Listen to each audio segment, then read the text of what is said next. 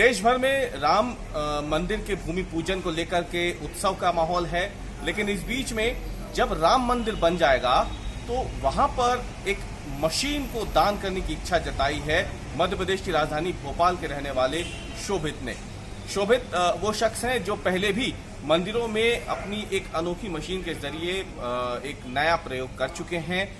भोपाल के पास एक मंदिर में उन्होंने अपनी इस मशीन को दान किया। तो इस मशीन की सबसे बड़ी खासियत यह है कि मंदिरों में जो चढ़ावा आता है नारियल के रूप में, जो प्रसाद आता है नारियल के रूप में, वो नारियल का जो बाहरी खोल होता है वो जब आसपास के इलाके में कई महीनों तक, सालों तक पड़ा रहता है तो उससे कई तरीके की बीमारियां भी फैलती है और पर्यावरण को नुकसान होता है वो अलग। और इसीलिए नारियल के इन खाली पड़े खोलों को किस तरीके से इस्तेमाल में लाया जा सके, उस मशीन को इजाद किया है शोभित ने अपनी एक छोटी सी वर्कशॉप में। शोभित इस वक्त हमारे साथ मौजूद है इस पर बात करने के लिए।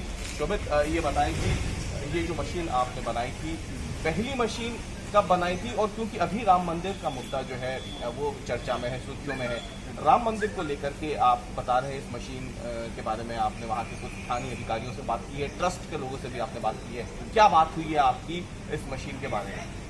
जो पहली मशीन बनी थी वो 2 साल पहले हमने बनाई थी। यहाँ पे सलकनपुर मंदिर है भोपाल के पास में, जो माता रानी का मंदिर है, काफ़ी प्रसिद्ध है। वहाँ पे बहुत सारा कचरा इकट्ठा होता था, टनों के हिसाब से कचरा वहाँ पे जमा हो के एक पहाड़ बन गया था। तो उस कचरा क्या होता है? ये कचरा कोय जो आप नॉर्मली जो नारियल चढ़ता है, नारियल के अंदर का हम लोग खा लेते हैं, बाहर का खोल फेंक देते हैं। 99% लोग सोचते भी नहीं है उस खोल का क्या होगा। तो वो खोल जमा होते होते सालों में एक पहाड़ के रूप में बन गया, जिसमें बदबू आने लगी, मलेरिया के मच्छर पैदा होने लगे, आसपास के एरिया के लोगों की तबीयत खराब काफ़ी रहने लगी इस वजह से।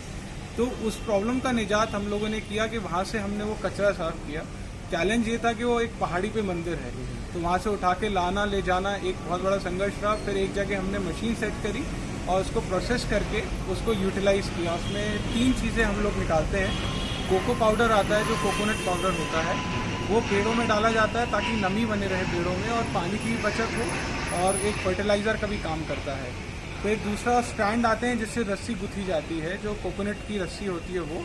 और तीसरा शेल्स निकलते हैं, टुकड़ियाँ, जो एक्टिवेटेड चारकोल बनाता है। जो एक्टिवेटेड चारकोल है वो फेस वॉश और मेडिसिन में यूज़ होता है। अच्छा, जब हम बात करते हैं, जैसे आपने बताया कि आपने भोपाल के पास जो मंदिर है वहाँ पे तो एक मशीन दान कर दी है, राम मंदिर को लेकर के अब आपकी क्या योजना है इस खास मशीन को लेकर के? राम मंदिर से इस देश को बहुत उम्मीद है, क्योंकि सोच सिर्फ राम मंदिर, राम जी का घर नहीं है, पूरे इलाके का अपलिफ्टमेंट होगा साथ में। तो वहाँ बहुत सारे लोग आएंगे तो वहाँ पे जहाँ पे टूरिस्ट आता है, लोग आते हैं, यात्री आते हैं, वहाँ पे इकोसिस्टम को बहुत इफेक्ट होता है। तो एनवायरनमेंट को कैसे सेव किया जा सकता है, उसकी आगे की प्लानिंग का ये हिस्सा है। तो वहाँ जो भी नारियल चढ़ता है, तो बचा हुआ नारियल को प्रोसेस करके हम लोग एक तो इसका प्रोडक्ट निकालेंगे, प्लस वहाँ के लोकल जितने लोग हैं उन लोगों को हम लोग रोजगार देंगे। इस बारे में आपकी वहाँ ट्रस्ट के लोगों से या फिर स्थानीय प्रशासन से अयोध्या में कोई बात हुई है? किससे हुई? वहाँ पे हमने एक ट्रस्ट में मैंने मेल किया था, उस मेल का मेरे को रिप्लाई आया है। उन लोगों ने इच्छा जताई है, उन्होंने ये कहा है कि अभी ये कंस्ट्रक्शन चल रहा है, जब ये कंस्ट्रक्शन हो जाएगा तो आप अपनी मशीन भेज सकते हैं और हम लोग यहाँ उसको रखेंगे।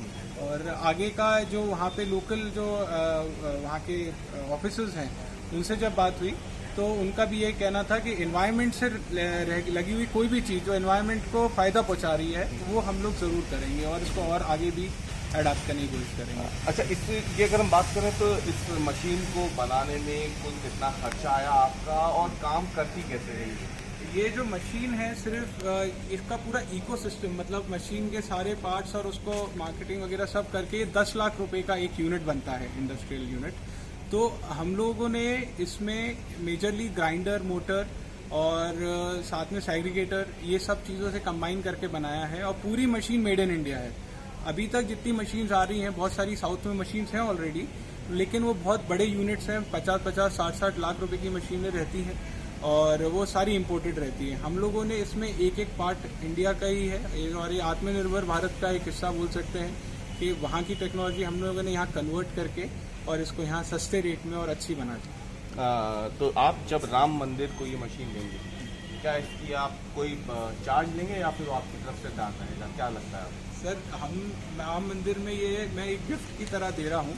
और तह जिंदगी जब तक हूँ मैं, जब तक मैं उसको फ्री ऑफ कॉस्ट उसकी रिपेयरिंग, उसका मेंटेनेंस और उसको चलाने की जिम्मेदारी मैं अपने ऊपर लेना चाहता हूँ। अगर भगवान की मर्जी होगी, राम भगवान की मर्जी होगी, तो ये जिम्मेदारी मुझे ज़रूर मिलेगी। चलिए, तो आपने सुना भोपाल के पास जो मशीन इन्होंने बनाई है शोभित ने, और ना केवल मशीन बल्कि इनकी जो नीयत है उस पर भी आप गर्व कर सकते हैं कि जो राम का नाम है वो केवल एक नाम नहीं है, वो करोड़ों हिंदुओं की आस्था का भी प्रतीक है। और यही वजह है कि शोभित का कहना है कि ना केवल ये मशीन वो राम मंदिर जो ट्रस्ट है उसको अपनी तरफ से दान में देना चाहते हैं, बल्कि सेवा के तौर पर जब तक इनका जीवन है तब तक उस मशीन की जो मेंटेनेंस है, जो उसका रखरखाव है, वो निःशुल्क अपने ही खर्चे पर करने की इच्छा भी शोभित ने जताई है। रवीश पाल सिंह, भोपाल।